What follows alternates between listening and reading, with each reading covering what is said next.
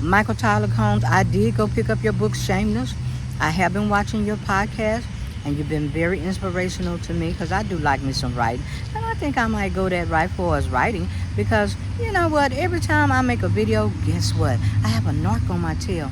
And you know what happens with that narc or whoever these people out here doing? They click on and off my video. It's been going on for a long time. So I thought, to make a long story short, go over there and just write some stuff in the blog. And even if you post something, I got all the screenshots because everybody knows on YouTube, if you click on and click off somebody's video, they're not going to send it to the algorithm. So if I'm getting shortchanged in one way, I'll just write on the blog so that one way of skinning the cat. But I guess if they happy clicking on and out, keep clicking. I'm fine with it. So I'll proceed. So this is what I wrote yesterday, Tim.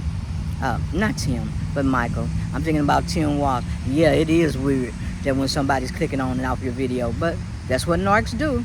If they get pissed off, they'll come after you. So, hey, I'm good with it. I wrote Hopelessness and Helplessness versus Hope. The Republican Party created no effective policy, passed no bills that will move our economy forward, and serve no purpose for we the people. The Republican Party is suffering from a terminal illness of a diseased party system. Republicans think our nation will be better off with the policy Project 2025. Project 2025 will strip the people and our nation of its rights and freedom. We will be ruled by a king or a dictator who thinks they are above the law. Well, they said partial immunity, but I'll believe it when I see it.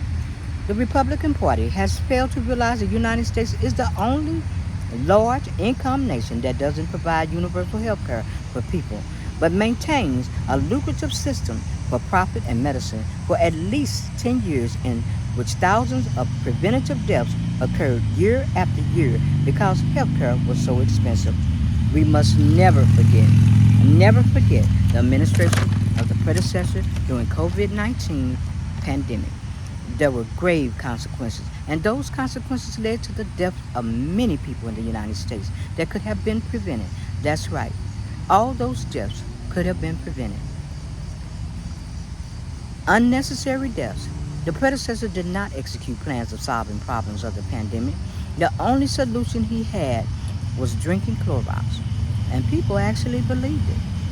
The healthcare system may not have been broken if universal healthcare had been provided for COVID-19 catastrophes and other generational catastrophes. Bernie Sanders has stressed the importance of universal healthcare inclusion in the fight for medical treatment for all. Shout out to Bernie Sanders. And on the campaign trail yesterday,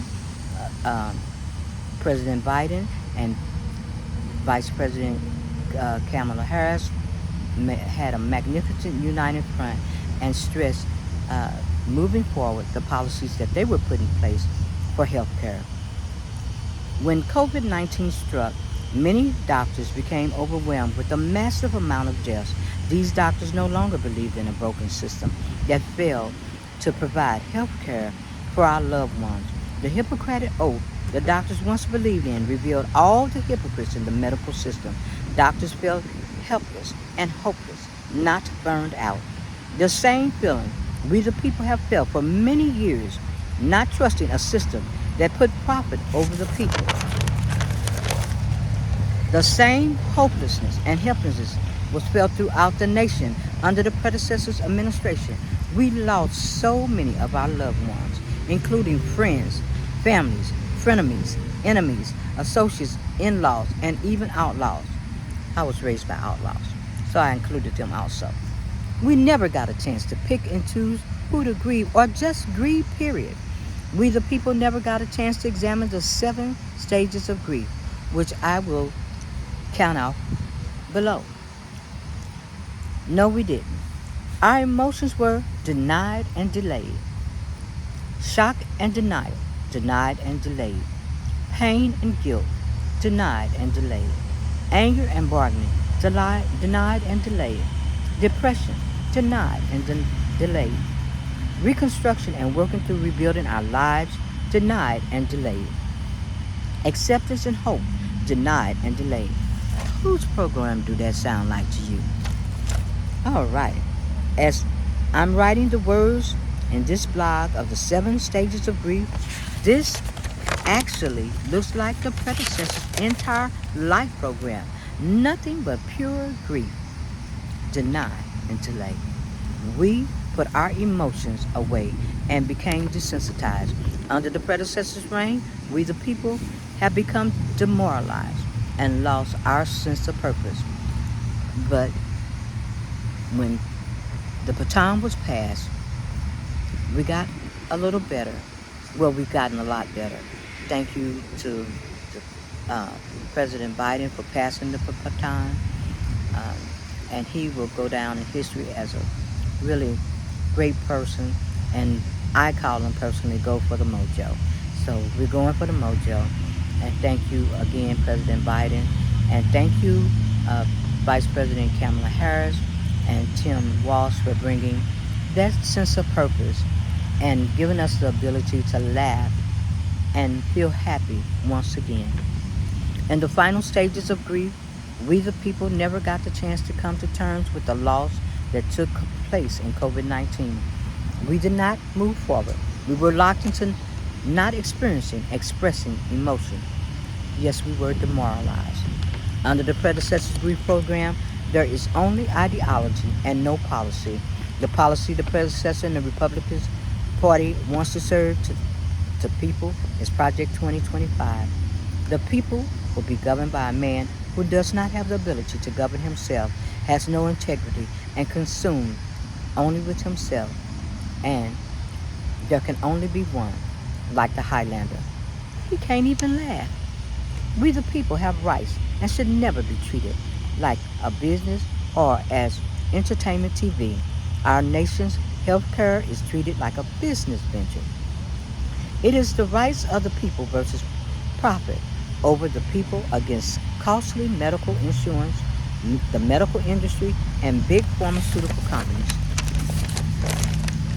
Hope has arrived.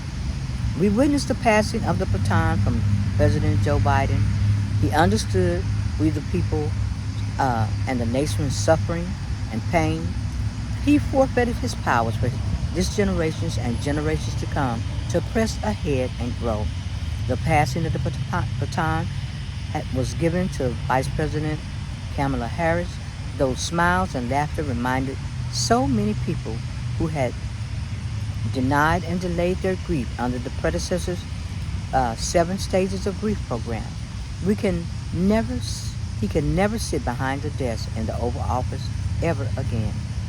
It is okay to open the door to our emotions. It is okay to laugh, smile, and say if something was weird, as Tim Waltz has taught us to say. Our heads have been lifted up to face the dawn of a new day and step away from the inability to emote, sing, and even play. Hope has stretched across the aisles even though it has taken a while, and let us all come together and reconcile. In order to get our nation back on track, there will exist an inclusion plan of all races, progressive, liberals, LGBT, Republicans, and Democrats. Under the Harris and Waltz ticket, we the people and our nation can never, ever, ever go back. Hope, through laughter, smiles, and the power of the word weird, it turned the Republicans' Party upside down, and it is their emotions that they truly fear. We must continue to stay focused and shield the policies and the messaging from the negative attacks. This is more than an election. We cannot let freedom fall through the cracks. And under the Harris and Waltz campaign is a magnificent movement.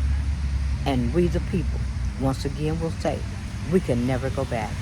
Hope is exercising your right to vote. Hope is the opportunity to strip the predecessor the right to immunity.